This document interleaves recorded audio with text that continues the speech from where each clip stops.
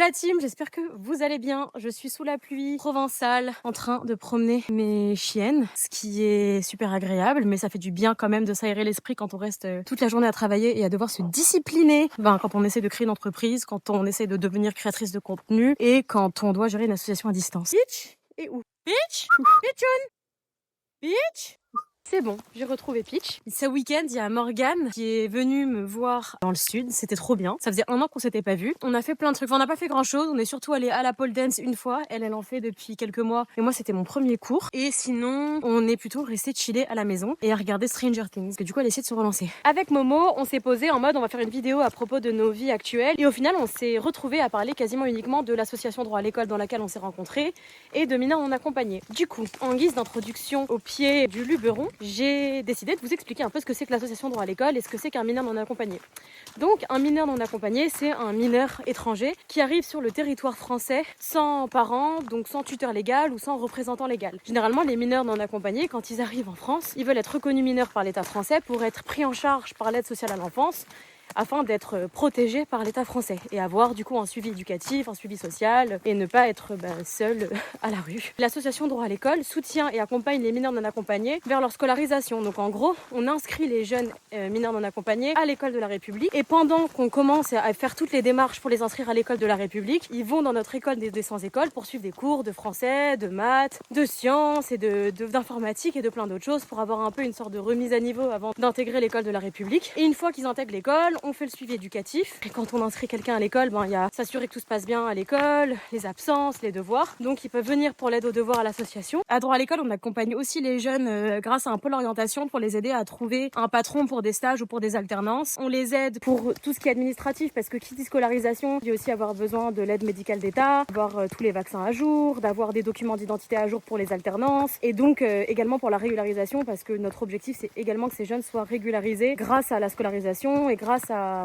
la professionnalisation. Donc voilà, si jamais vous avez envie d'en savoir plus sur l'association et sur tout ce que vous pouvez faire pour accompagner les mineurs non accompagnés et les sans-papiers en France, il y a des millions de choses à faire. Je vais vous mettre des liens. Le lien de l'association Droit à l'école, on a vraiment besoin de bénévoles, donc n'hésitez pas à nous rejoindre. Le lien du Gisti, c'est un site internet avec plein d'informations sur les exilés, les politiques migratoires du moment. Je vais vous mettre plus de liens si vous voulez un peu explorer tous ces sujets politiques hyper importants. De toute façon, je pense que je ferai plus de vidéos sur ce sujet et tous ces sujets parce que c'est des sujets hyper complexes, qui sont hyper importants, qui me tiennent beaucoup à cœur. Donc voilà, si vous voulez plus de recommandations, de livres, d'articles, n'hésitez pas, j'ai plein de livres à recommander. J'espère déjà que cette petite intro va permettre de suivre un peu tout ce dont on parle avec Momo. Si c'est pas clair, dites-moi, c'est pas ma spécialité d'être claire et d'être synthétique.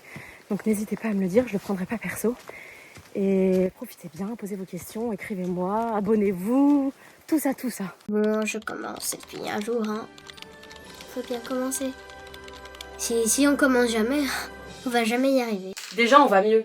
Ça tourne, il faut guetter que ça ne s'arrête pas de tourner. Est-ce qu'on voyait bien mes abdos? Parce qu'on allait à la pole dance vendredi, donc j'ai envie qu'on voit mes petits abdos de côté. Le concept, c'est que Momo et moi, quand on était à Droit à l'école ensemble, on passait notre temps à parler de nos problèmes et de nos questionnements du moment en jouant à la Wallet. Bref. Du coup, on a décidé de jouer à la Wallet et de parler de nos enjeux du moment. Par contre, ça fait vraiment 1 an et demi que j'ai pas joué à la Wallet, donc je ne sais plus comment on y joue. Donc j'espère qu'on va se rappeler. Aussi. Parce que l'histoire, c'est qu'on joue quasiment que ensemble. Exactement. Mais un petit crédit à un agent de sécu de Ground Control qui nous a appris et initié à ce jeu qui est la Wallet. Petit débat autour des règles de la Wallet et let's go. Puis après, tu t'es souvenu. Après, sur internet, il y a 150 règles. De toute façon, c'est des jeux qui se transmettent à voix orale. Donc, et à l'origine, non, parce que je vais ramener ma science, c'est un jeu d'Afrique de l'Ouest qui se joue à la base dans la terre.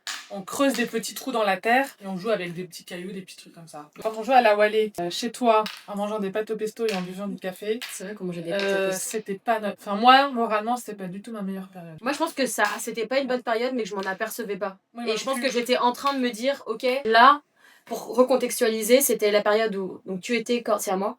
Ouais. Tu étais coordinatrice de droit à l'école. Salariée, quoi. Ouais. Salariée, c'est important de le préciser. Et moi, j'étais bénévole. On a commencé à y jouer quand je venais d'être présidente. Du coup, je venais vraiment tout le temps. On avait les AOL et même on avait fait dans une boîte d'œufs avec des haricots rouges. Des haricots blancs. On faisait des pauses à Wallet et tout parce qu'on était vraiment, sinon on faisait que travailler. Mais c'était une période compliquée parce que moi, je me rappelle, je faisais mon master en sciences sociales sur les migrations. Je faisais mon stage à droit à l'école et je devais faire un mémoire mémoire sur droit à l'école. Donc j'avais fait un premier mémoire sur droit à l'école seulement. Et ensuite j'avais fait mon deuxième mémoire. Je voulais faire un sujet de mémoire sur l'épuisement, le burn-out, enfin les impacts du sentiment d'impuissance sur les personnes qui accompagnent les mineurs non accompagnés, que ce soit en termes de management, qu'on soit salarié, qu'on soit bénévole. Moi-même j'étais dans cet état émotionnel là, mais je pense que je pensais que j'avais plus de recul que je n'en avais réellement. L'été où j'étais élue présidente et où je faisais mon mémoire, en fait, droit à l'école me prenait tellement de temps et mon terrain de mémoire c'était droit à l'école, donc j'ai décidé d'arrêter mon mémoire pour me consacrer à droit à l'école. Donc je n'ai pas de master 2. On m'a donné plein de petits. Tu penses que c'est quoi toi depuis cette era? Waouh, mais toi t'avances. Généralement, quand t'as l'air bien parti, mieux parti que l'autre, c'est que tu vas perdre. Si tu repenses à cette période-là et que tu vois ta vie aujourd'hui, les trucs où t'es en mode bravo Momo. Non, mais tu disais un truc intéressant tout à l'heure en parlant de cette fameuse période-là où on jouait à la Wallet, c'est que je me rends compte maintenant à quel point j'allais mal avant, pendant peut-être un an et demi, et à cause de droit à l'école et du coup à cause de tout, enfin à cause d'un burn-out, à cause d'une relation amoureuse aussi qui était vraiment pas ouf. Mais je pense que le truc qui a fait un peu tout déraper, c'est droit à l'école, la charge de travail, toute l'association, les problématiques de l'association. Mais en fait, sur le coup, c'est typique d'un burn-out où tout est là, ouais, je peux encore en faire un peu, jusqu'au moment où en fait tu peux plus du tout et où tu arrives à un point où tu supportes plus rien. Et moi je crois que j'ai trop forcé. En fait, je trouve que c'est trop dur de se dire, ok, parce que on aime notre travail, on sait pourquoi on est là et les raisons un peu politiques et qui nous animent intimement. Mais je pense que ce qui est dur, c'est d'assumer, de se dire, ok, là je suis fatiguée et ce que je fais n'est plus positif pour l'association. Pas que c'était le cas pour toi, mais de se dire, en fait, ça me coûte trop de faire quelque chose là où avant on faisait les choses, par exemple pour parler de moi, genre je sentais que là moi je viens de démissionner de la présidence de droit à l'école, mais je tiens tellement à cet asso qu'il y avait un truc un peu d'ego mais j'ai quand même envie de guider l'association vers là où je pense que c'est le mieux pour les jeunes, parce que je vois que parfois c'est normal, on va prendre des décisions plus pour le confort des bénévoles ou pour le confort de personnes qui ne sont pas les raisons pour lesquelles on est là, c'est-à-dire les jeunes et leur autonomie, leur épanouissement, leur scolarisation, et que quand on s'éloigne, il faut un peu aussi des gens qui étaient là depuis longtemps pour dire ok, non mais rappelons-nous pourquoi on est là, et pas que je le fasse particulièrement bien ou quoi. Et j'ai l'impression que maintenant on a quand même une équipe qui a ça maintenant on a toujours une équipe, mais heureusement les équipes permanentes elles ont toujours eu ça en tête. Mais je trouve ça hyper compliqué je m'éloigne un peu, mais de à la fois garder espoir dans genre, ok, je sais pourquoi on est là, ce qu'on fait c'est utile, ok, on dit non tout le temps, il y a un sentiment d'impuissance de ouf, les jeunes ils dorment dehors, politiquement c'est de pire en pire, les lois sont de plus en plus dures, bref, le monde s'écroule et l'État français avec. Mais en même temps, se dire, mais dans ce petit silo que droit à l'école, on arrive quand même à se remotiver, à garder le moral, à se dire, ok, let's go, c'est dur, mais on y va, ce qu'on fait ça a un impact, et en fait, c'est de rester connecté aux victoires de l'assaut. Et je trouve qu'au moment où je commence à être fatiguée, j'arrive plus à célébrer les victoires. J'arrive plus à me réjouir de ce qu'on fait bien. Et je n'arrive plus qu'à voir ce qui ne va pas. Et il y a plein de moments où je me rappelle de Pauline ou d'autres gens de l'assaut. Ou même là, le bureau actuel. Je me rappelle Xavier quand il venait qui me disait mais vous vous rendez pas compte. Et je me rappelle quand il y a eu un changement de bureau, que toi tu quittais l'assaut. Il y a eu un vrai changement. Et c'était hyper dur de se dire, ok, je sais que j'étais aussi là pour des raisons. J'aimais travailler avec les personnes avec lesquelles je travaillais. Et quand tu travailles gratuitement, t'as envie d'aimer les gens. T'as envie de. Ça, c'est une raison, l'amitié et tout. Mais en même temps, c'est compliqué d'être pro et d'être employeur d'une de tes meilleures potes et d'être en mode. C'était compliqué. Et en même temps, être avec Anouchka, qui est donc. Avec qui on co-gérait l'asso à ce moment-là, c'était tellement dur. Et de se dire, ok, là, vous partez. Donc, on sait pourquoi on est là, mais en fait, c'est tellement stressant et tellement fatigant, et il y a plein d'enjeux qu'on devait régler qui étaient ceux de gestion associative, management, des personnes dans l'asso qui vont poser des problèmes, des jeunes qui vont être en grande difficulté, et du coup, nous, on fait appel à nous souvent dans des trucs graves.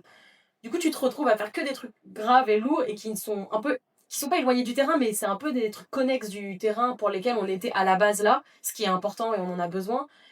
Bref, je m'éloigne un peu, mais il y a un truc très compliqué de ok, je sais pourquoi je suis là, j'ai envie de faire des choses qui me plaisent, en même temps je sais que ce que je fais c'est important pour l'asso, et en même temps t'es tellement sous l'eau tout le temps que t'arrives plus à te réjouir des trucs de ouf, des raisons pour lesquelles t'es là. Et c'est au moment où je me suis dit ok, là je vois que ce qui va pas, j'arrive même plus à réfléchir à des stratégies pour que ça aille mieux, et je suis juste fatiguée. Et du coup, je me suis dit, ok, là, faut que je prenne du recul. Mais après, t'avais tout le truc de, fallait faire une transition, fallait trouver des gens qui acceptent de prendre la relève, des gens qui en ont le temps, les moyens, l'envie, et c'était grave long. Je suis tellement heureuse de ce que c'est aujourd'hui, mais je trouve que c'était trop dur et de le savoir. Enfin, de savoir c'est là qu'il faut partir ou c'est là qu'il faut lâcher un peu les rênes et d'accepter, en fait, que tu t'es donné ton corps, ton âme, ta vie pour un projet et qu'après, tu sais pas ce qu'il devient et t'es un peu genre...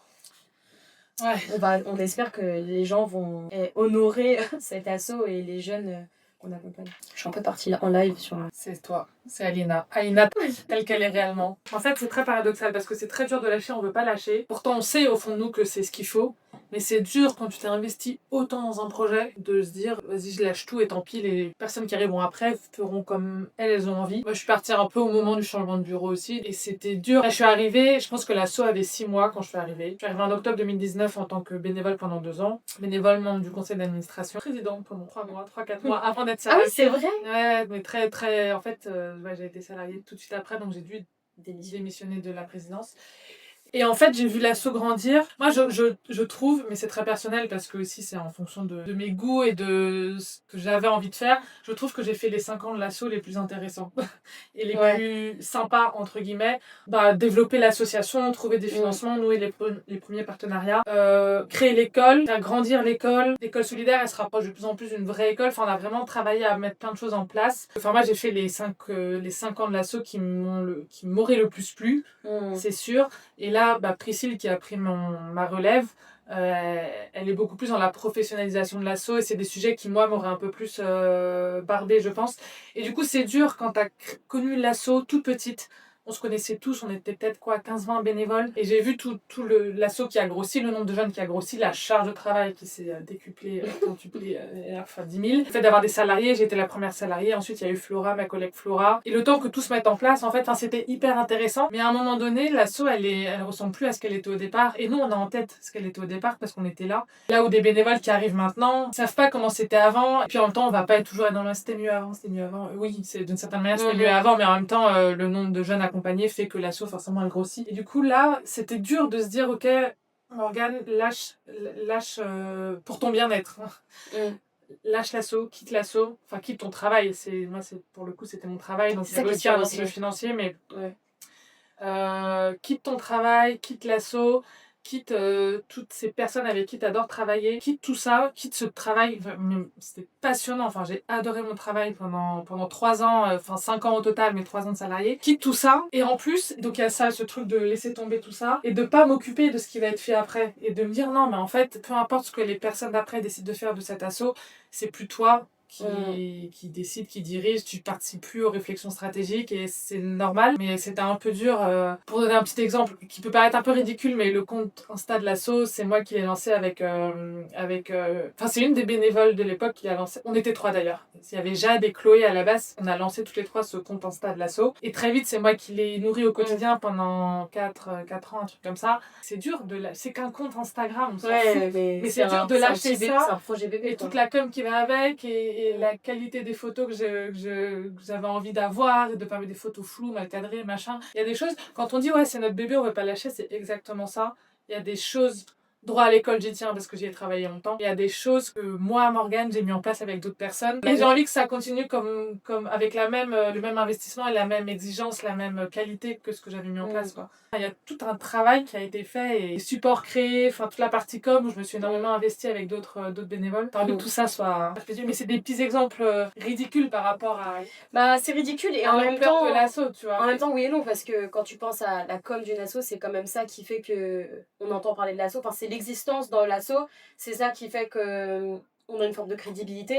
Il y a tout un enjeu et c'est l'image de l'association, tu vois. C'est comme choisir qui va aller parler sur un plateau télé ou qui va aller parler sur un truc de radio. Oui, c'est peut-être un détail parce qu'en soi, que ce soit toi, moi, Anouchka ou quelqu'un d'autre, on va dire les mêmes choses, mais c'est comment on va le dire. Par exemple, je pense à des personnes qui ont un savoir mais extrêmement précis sur des enjeux juridiques, mais qui du coup vont peut-être pas être les personnes qui vont réussir à le mieux le synthétiser, à le rendre le plus clair, à se concentrer. Moi je sais que ça a été vraiment compliqué pour moi au début, quand j'étais en mode en fait il y a tel problème, il faut 6 mois de formation professionnelle pour une régularisation, il y a les questions des métiers en tension, il y a la question de l'alternance, toutes les circulaires qui évoluent par rapport aux alternances, et tu te dis ok mais il faut montrer aux gens toutes les complications. En fait, les gens, si tu les perds dans des trucs, même je me rappelle le nombre de fois où j'essayais d'expliquer des trucs à ma mère quand elle va commencer à accompagner Mamadou dans ses démarches. Elle était avec lui. Mais il fallait que je lui transmette mon savoir qui, premièrement, était celui de Paris. C'est pas la même chose dans le sud. Et je me perdais. Enfin, parfois, je me disais, mais par recommencer. Enfin, j'ai commencé à accompagner les MNA en 2019 à Paris d'exil. En 5-6 ans, je peux même pas expliquer combien. Enfin, chaque jour, j'apprends un truc, quoi. Donc,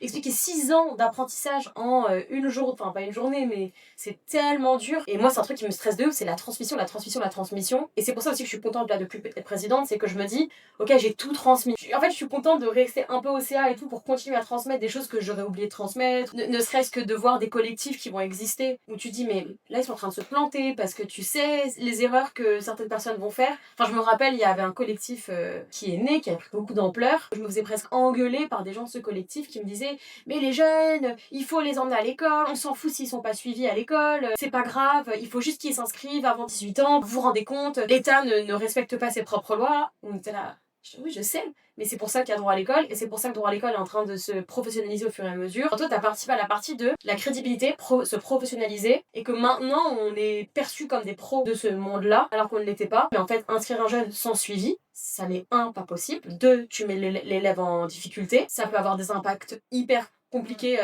Ok, il va être scolarisé avant, mais si c'est pour qu'il soit en échec scolaire, qu'il rate, en fait, ça changera rien. Et mettre en difficulté les écoles, parce qu'après, tu te retrouves avec les écoles qui te disent on peut plus, donc on ferme des classes, donc on veut plus accompagner de MNA. Ça sera un truc grave dur quand tu te bats pour que notre travail il dure sur du long terme et que nos actions et nos missions durent le plus longtemps possible. Et qu'après, tu vois qu'il y a dans l'urgence des gens qui veulent faire les choses bien, mais qui veulent faire vite, mais qui détruisent un travail. Tu dois reconstruire ton partenariat. Je me rappelle quand on parlait du CASNA pendant des heures, qui va parler à telle personne, la personne. Enfin, c'était une réflexion, ne pas détruire ce partenariat-là. D'un coup, du jour au lendemain, on te dit, ah ben, on vous fait plus confiance parce que d'autres personnes qui ne sont même pas à droit à l'école. Je dis, mais purée, tout ça pour ça, tout est tellement lié. Et en fait, t'as plein de petits détails qui sont épuisants et apprendre à lâcher prise parce qu'en fait, non seulement on est impuissant parfois sur l'hébergement d'un jeune, son suivi et tout, mais aussi sur des choses sur lesquelles on travaille. Tout ce qu'on a acquis à un moment ne veut pas dire qu'on l'a acquis pour toujours. Et ça, c'est tellement difficile. De dire, ok, on s'est battu 3 ans pour en arriver là. En fait, il y a énormément de cas par cas aussi. Exactement. Ça va fonctionner pour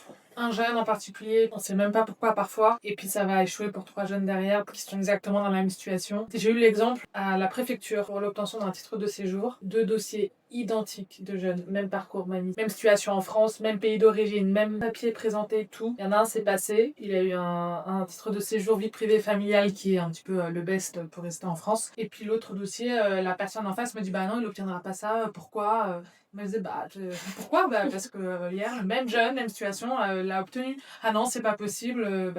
Si. Enfin, c'était pas vous hier, mais par contre, c'était moi hier, donc je sais bien. Et tu comprends pas. Et la scolarisation, c'est un petit peu pareil. Ça va fonctionner pour des jeunes, pour d'autres non.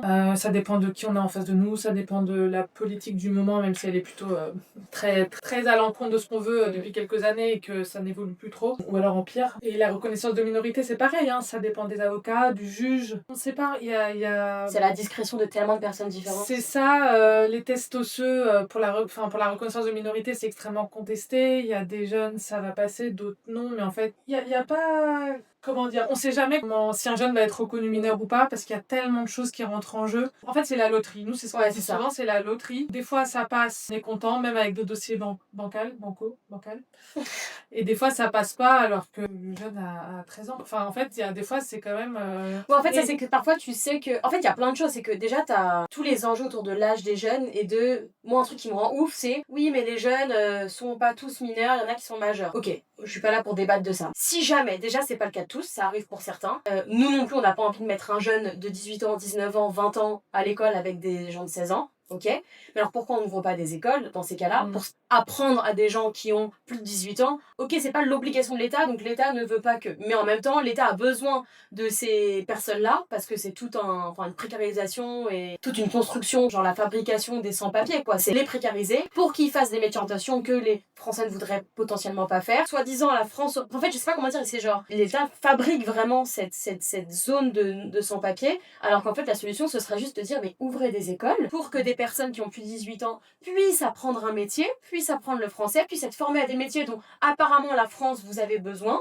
Ensuite, libre à eux de les faire ou de faire autre chose. Et bref, après, bon, ça c'est d'autres questions, les frontières, tout ça, mais bref. Et de se dire, mais ok, juste venez, on se bat pour tous les sans-papiers, pour que tous les sans-papiers puissent apprendre un métier et que tous les étrangers, en fait. Moi, je me dis tout le temps ça. Moi, je suis allée au Canada, j'ai fait mes études là-bas, mais en fait, c'est un privilège que j'ai eu parce que j'ai pu partir à l'étranger, mais personne m'a dit, toi, t'as pas le droit. Enfin, il y a un truc vraiment racisme d'État, systémique, qui t'empêche de. Si je reviens à mon sujet, il y a la question de l'âge qui est toujours un truc à naviguer. Bon, bref, la question de l'âge, j'ai la flemme de rentrer là-dedans, et il y a la question de l'évolution des règles et des circulaires constamment. Par exemple, à chaque fois, nous, on apprend, on accompagne et on apprend au fur et à mesure. C'est-à-dire, ok, bah t'as le premier jeune qui a son titre de séjour, ok, le premier jeune qui fait son alternance, ok, 2, 3, ok, ça marche. Donc, ce qui est horrible, c'est que t'as des jeunes, tu leur dis, ben, on peut tester ça, on l'a jamais fait, on sait pas si ça va marcher. Tu es obligé de l'avertir. T'as le jeune qui te regarde en mode, ben, je te fais confiance, c'est toi qui sais. Toi, t'es en mode, oui, mais moi, je sais pas, en fait, et je veux pas m'imposer parce que c'est ta vie et c'est pas ma vie. Et en même temps, je veux te donner les meilleurs conseils. Mais c'est pareil, à la discrétion de chaque bénévole,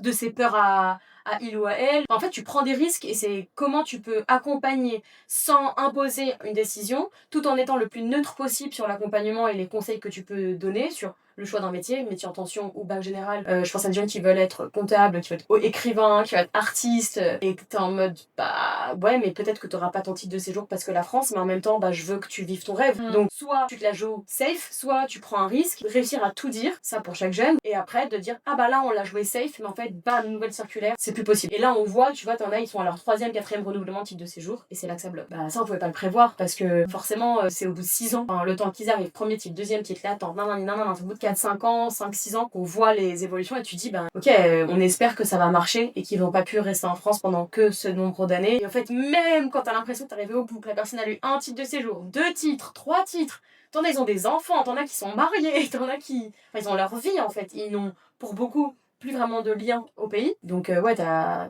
toutes ces évolutions-là. Et nos attaches émotionnelles qui jouent aussi. Enfin, tu t'attaches aux gens que t'accompagnes. Tu crées un lien. Oui, il faut une juste distance, juste proximité. Et c'est des trucs que j'ai grave appris à l'aide sociale à l'enfance en tant qu'éduc. C'est bah, quel est ton positionnement. Mais là, c'est un cadre où nous-mêmes, on devait apprendre à définir, à mettre des cadres. Quand j'étais dans des assos, il y avait aucun cadre. T'as 21 ans, 22 ans. Toi, tu te dis, bah ok, ce mec a genre 3 ans de moins que moi potentiellement. Il vit dehors, dans un squat, zéro cadre, zéro personne à qui en parler. Je me rappelle, j'ai fait tellement de psy et personne...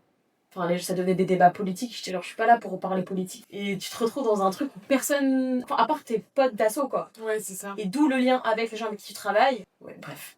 T'as l'impression de porter le poids de la vie de quelqu'un dans tes mains, alors que t'as pas demandé et tu veux juste aider, accompagner, orienter, et que t'es en mode, ben... Et puis après, dans la tête du jeune qu'on accompagne, si ça fonctionne, c'est grâce à nous. Si ça fonctionne pas, c'est à cause de nous. De ouf. Alors qu'en réalité, on compose avec les circulaires, les directives, nos partenaires, là où on pense que ça va passer, et des fois ça passe pas, et des fois ça passe. Enfin, c'est nous le seul réceptacle de la déception des jeunes, en quelque sorte. En fait, déjà, il y a un truc, tu parlais de l'âge et de la minorité tout à l'heure, il y a un truc concret, c'est que on n'est pas naïf. On sait qu'il y a des jeunes qui vont potentiellement s'enlever 2-3 ans pour être reconnus mineurs en France. Et en fait, si on prend le tableau plus large, il y a l'aide sociale à l'enfance qui existe pour les mineurs. Mais quand on arrive en tant que jeune majeur ou majeur en France sans papier, il n'y a rien. Et donc, il y a des jeunes qui se disent, ok, je dois survivre. On n'est même plus dans je dois vivre, on est dans je dois survivre. Et donc, ma seule porte de sortie en quelque sorte, c'est d'être reconnu mineur pour être scolarisé. Et être scolarisé, ça veut dire aller à l'école, avoir un diplôme, mais ça veut dire aussi apprendre le français, apprendre à lire, à écrire. Donc c'est la plus grosse partie de l'intégration, elle se fait par l'école. Et si j'ai 18 ans et demi, c'est mort. Donc en fait, leur seule porte de sortie, c'est de rentrer à l'école. Et après, bon, bah, s'ils sont reconnus mineurs et pris en charge par l'aide sociale à l'enfance, il y a un hébergement, un accompagnement éducatif, un accompagnement médical, plus ou moins bien fait suivant les structures avec les moyens de chaque structure. Et on sait qu'il y a là aussi beaucoup de défaillances. Mais en fait, s'il y avait une aide sociale à l'adulte, non, mais s'il y avait une structure, des structures qui prenaient en charge les personnes exilées qui arrivent en France de façon illégale, avec une proposition de foyer, des propositions de formation, d'apprentissage du français. Ouais, t'as genre Lofi, mais qui fait des trucs que pour les demandeurs d'asile. C'est-à-dire que si t'es pas en danger de mort, voilà, t'as rien. Mais en fait, il n'y a pas que les dangers de mort. Enfin, les jeunes qu'on accompagne qui quittent leur pays. Et puis déjà, être en danger de mort, il faut pouvoir être capable de prouver que tu es en danger de mort. Donc, et c'est extrêmement difficile de prouver que quelqu'un veut te tuer dans ton pays. Enfin, en fait, tu vas pas appeler le mec. Tu peux faire un courrier comme quoi tu veux me tuer. Enfin, c'est incohérent parce que les gens qui quittent leur pays dans ces conditions-là, ils n'ont aucune preuve de... T'en as plein qui te disent... Mais moi, quand je suis arrivée en France, j'ai cru que c'était la libération. Genre, l'aventure est terminée, j'ai survécu. Après avoir vécu des millions de choses pour arriver jusqu'ici. Traumatisante quand t'es jeune. enfin, quel que soit ton âge, enfin, je veux dire, tu peux même être, enfin, peu importe, bref, perdu des proches sur la route et tout, et t'arrives, et en fait, tu te dis, mais si j'avais su, je ne serais pas partie, quoi. Une fois que t'es là, quoi. Maintenant, il faut aider, et puis il faut assumer. Enfin, ça reste des humains, et t'as l'impression que pour des raisons géopolitiques, de frontières, de nanana, on déshumanise. Le fait est que les gens sont là. Bah, l'État ne voit pas des êtres humains, l'État voit une masse floue qu'ils appellent migrants, sans voir des êtres humains derrière, avec des histoires, des rêves, des envies, des parcours. Et en fait, mais c'est ce que tu disais tout à l'heure, c'est que l'État sait qu'il a besoin de ces personnes. Parce que c'est des personnes qui feront tout pour s'intégrer en France. Donc ils vont être prêts à faire des métiers qu'ils ne veulent pas forcément faire. Ils sont prêts à travailler sans être déclarés. Ils sont prêts à prendre des risques que des Français ne prendraient jamais. Ou faire des choix que les Français ne prendraient jamais. Et il y a une hypocrisie énorme de laisser ces personnes venir, mais de pas les prendre en charge, de pas les régulariser, mais de les utiliser pour faire des métiers que plus personne ne veut faire. C'est tous les métiers en tension dont on entend parler. Et ça représente des nombres de postes énormes qui sont comblés par des personnes sans papier, qui sont pas déclarées. L'État utilise toutes les richesses qu'apportent ces personnes-là, leur force de travail, leur connaissance, leur motivation, leur investissement, mais sans jamais les régulariser. Donc il n'y a aucune reconnaissance de leur utilité derrière. Mais en plus, tu sais que maintenant, l'État, ils ont fait un autre truc. Ils font des appels, d'appels d'offres. Donc en gros, ils sont obligés de poster une annonce. Ils n'ont le droit d'embaucher le jeune que si aucun Français ne postule, sachant que la candidature du jeune peut être meilleure, sachant que c'est aussi des patrons qui ont pris un jeune en alternance pendant 2 ans, qui l'ont formé, accompagné, pour ensuite pouvoir l'embaucher, et qu'au moment de l'embauche, on leur dit non. En fait, il y a un truc très concrètement, on peut vous expliquer très rapidement comment ça fonctionne quand on va à la préfecture demander un titre de séjour pour des personnes majeures qui travaillent. C'est le serpent qui se mord la queue. À la préfecture, la personne doit prouver qu'elle a travaillé en France pendant tant de temps, mais elle vient de demander un titre de séjour. Donc elle doit prouver qu'elle a travaillé pendant tant de temps illégalement, parce c'est une personne qui n'a pas de titre de séjour et qui vient le demander. Et dans le formulaire, ça marche par département, dans le formulaire des Yvelines, je crois de 78, on doit cocher, c'est hallucinant, tu dois cocher la case à laquelle tu corresponds. Donc tu demandes un titre de séjour, pour quelle raison en gros. Donc, et tu as travaillé sous alias, donc sous alias ça veut dire que tu travailles avec l'identité d'une autre personne qui a un titre de séjour, ou alors tu as travaillé... je confirme avoir travaillé illégalement. Voilà. Et donc en fait, en faisant ta demande à la préfecture, tu peux cocher « J'ai travaillé illégalement pendant 4 ans, 3 ans, ou je sais plus combien de temps ». Et donc la préfecture elle-même sait qu'une des conditions d'obtention d'un titre de séjour, c'est d'avoir travaillé sans titre de séjour. Donc c'est d'une hypocrisie. Oui, parce que pour travailler en France, tu dois avoir des papiers, mais pour avoir des papiers, tu dois avoir travaillé en France. Et c'est exactement ce qu'explique mon ancien tuteur de mémoire, Stéphane Lecourant, dans son livre. Enfin, c'est pas exactement, c'est l'anthropologie. Il a écrit un livre qui s'appelle Vivre sous la menace. Et il explique exactement ce truc de...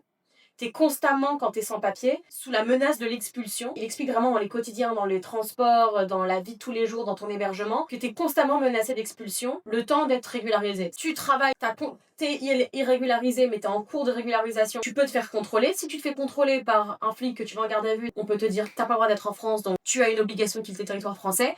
Pour ça, t'es envoyé en centre de rétention. Il y a un très faible nombre d'obligations de quitter le territoire français au QTF qui sont réellement appliquées. Mais pendant, je crois que le maximum c'est 80 jours. T'es dans cette prison, 90 jours, t'es dans cette prison, des centres de rétention administratifs, donc c'est une prison pour des raisons administratives, donc vraiment juste... Déjà, ce qui n'a aucun sens. Ça n'a aucun sens, enfin, t'es en prison pour... Parce que tu n'as pas le bon papier. Alors que j'ai jamais vu des gens avec autant de papiers, et c'est un peu tout l'enjeu et la blague de... bref. Le fait de mettre ces personnes en centre de rétention administrative pendant 90 jours, tu perds ta place en hébergement, tu perds ton travail, tu perds tous tes liens sociaux, et tu perds tout. Et après tu ressors, et tu redonnes toute ta vie et ton âme pour retrouver cette stabilité-là. Puis on dit souvent genre, ah mais oui, mais l'État fait rien pour accompagner ces personnes, il n'y a rien qui est mis en place. Et je suis en mode, au contraire, tout est mis en place pour empêcher ces personnes d'accéder à leurs droits et d'accéder à une vie digne et humaine. Tout est fait pour les précariser. L'État français refuse à des étrangers ce que les pays d'origine des personnes exilées acceptent pour les Français. Enfin, c'est tellement plus facile en tant que Français d'aller en Afrique de l'Ouest travailler et d'avoir un visa ou un titre de séjour. Enfin, un titre de séjour, je sais pas, mais en tout cas un visa, d'avoir le droit au séjour pendant une durée limitée dans un pays d'Afrique de l'Ouest, par exemple. Là où en France, on refuse toutes les personnes étrangères.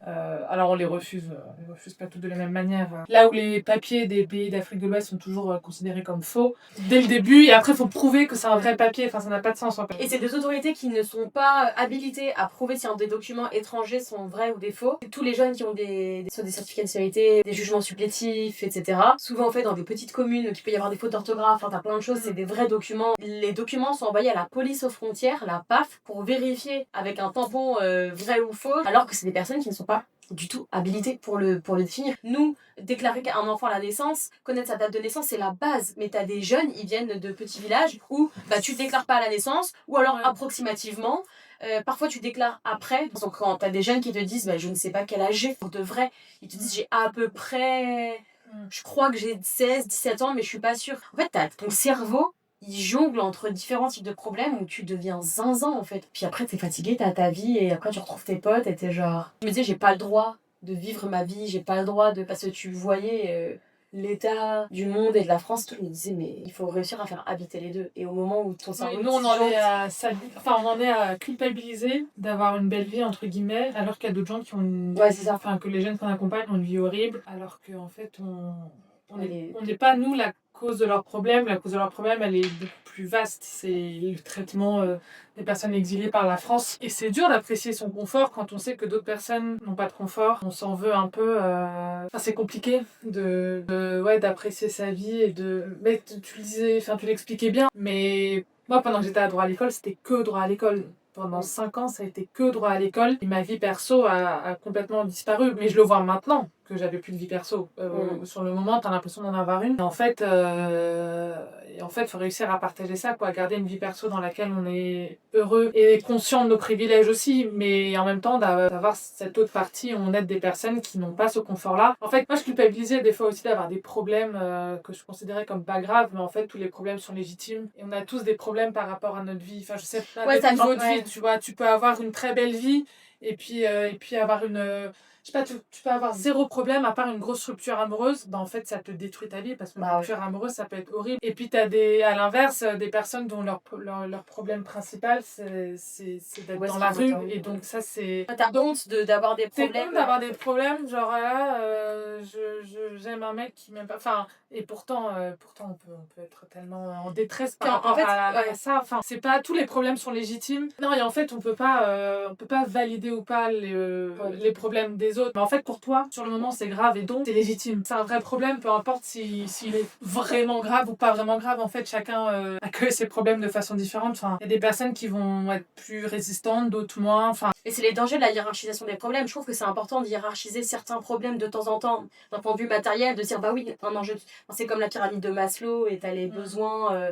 Oui, t'as un problème plus grave. Si quelqu'un dort dehors, c'est grave. Mais ça veut pas dire que toi, si t'as tous les bas de la pyramide, t'as pas le droit d'être triste. Mais je pense que ça devient dangereux parce qu'on n'est plus en mesure d'accompagner bien, de pas écouter son problème et de pas lui donner de la valeur et de l'importance. Ça veut pas dire... En fait, on s'en fout que ce soit plus ou moins grave. Si à ce moment-là, c'est important pour toi... Si c'est un problème, c'est un problème. Et si t'es triste, t'es triste. Et si t'as besoin de prendre une pause, faut prendre une pause. Et c'est ok. Et t'as le droit de t'amuser et t'as le droit d'être heureux. Moi, je me suis longtemps empêchée d'être heureuse parce que je me dis j'ai pas le droit. Parce que tout le monde l'est pas. C'est pas possible, tu vois. Alors que oui, matériellement, la vie est injuste et c'est de la merde. Ouais, c'est aussi les contradictions. Enfin, faut accepter ces enjeux-là et à se dire que t'as le droit d'être triste pour des trucs et que ça fait pas de toi une mauvaise personne. C'est ça que j'ai appris aussi avec le temps. Et c'est là où je me dis, ok, j'ai mûri, j'ai compris, bon, c'est un peu cliché, mais que être ma propre priorité, m'aimer moi-même, me laisser faire vivre mes rêves, il y a une limite à l'égoïsme et que ça fait pas de moi quelqu'un qui en a rien à foutre de rien. Et je vais pas ne plus être moi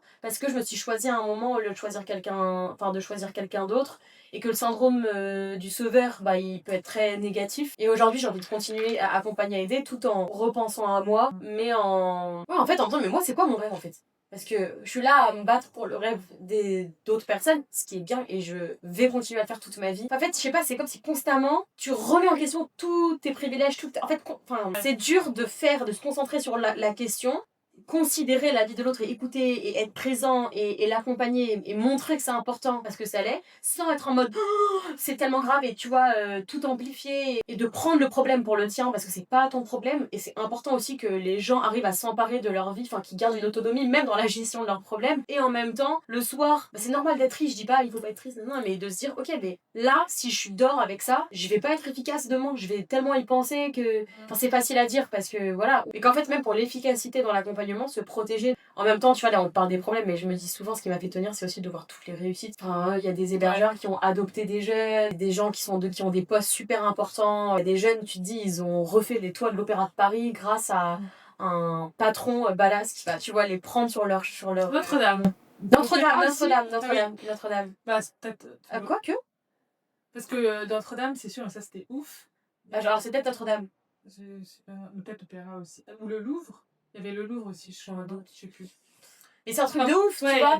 Et tu te dis que ça, c'est des bâtiments historiques magnifiques. Il y a des documentaires entiers qui sont faits sur l'histoire de ce truc qui représente la France. Et t'as l'histoire derrière de l'histoire de ce jeune qui s'est retrouvé à être charpentier pour Notre-Dame. Et je me dis, mais c'est un truc de ouf. Et les liens des patrons qui te disent, on n'a jamais vu des jeunes bosser comme ça. En fait, tu vois qu'eux, ils ont envie de travailler avec eux. Tu vois les hébergeurs qui s'attachent. En fait, c'est des histoires de vie qui se croisent. En fait, un peu la conclusion, c'est que quand tu connais ces personnes-là, quand tu les vois plus comme juste des personnes exilées qui arrivent en France et qui piquent nos métiers, quand tu vois vraiment les personnes individuellement avec toutes leurs histoires, leur vie, leur parcours de vie, en fait, quand tu connais ces personnes-là, t'es contente qu'elles soient arrivées en France et tu vois qu'elles contribuent à la richesse de la France.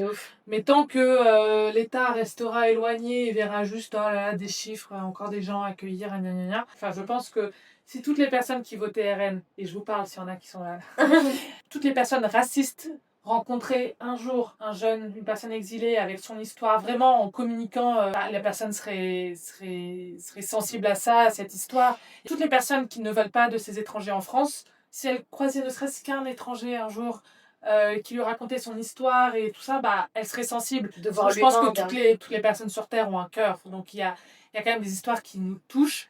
Et ces personnes seraient touchées et elles seraient là, ah oui, en fait, c'est pas juste une personne qui vient de piquer ton métier, c'est pas ça, c'est juste une personne qui a quitté son pays pour telle raison, qui a vécu ça. C'est des personnes qui ont les mêmes objectifs que toi dans la vie, d'avoir un métier, d'avoir une belle vie, d'être se marier, d'être amoureux. Et on a tous un peu les mêmes envies dans la vie, c'est d'être heureux. Et si toutes les personnes racistes rencontrées pouvaient échanger dans un cadre calme avec des personnes exilées, elles verraient que c'est des personnes finalement qui leur ressemblent. C'est que c'est des êtres humains, quoi. Et qu'on se ressemble tous.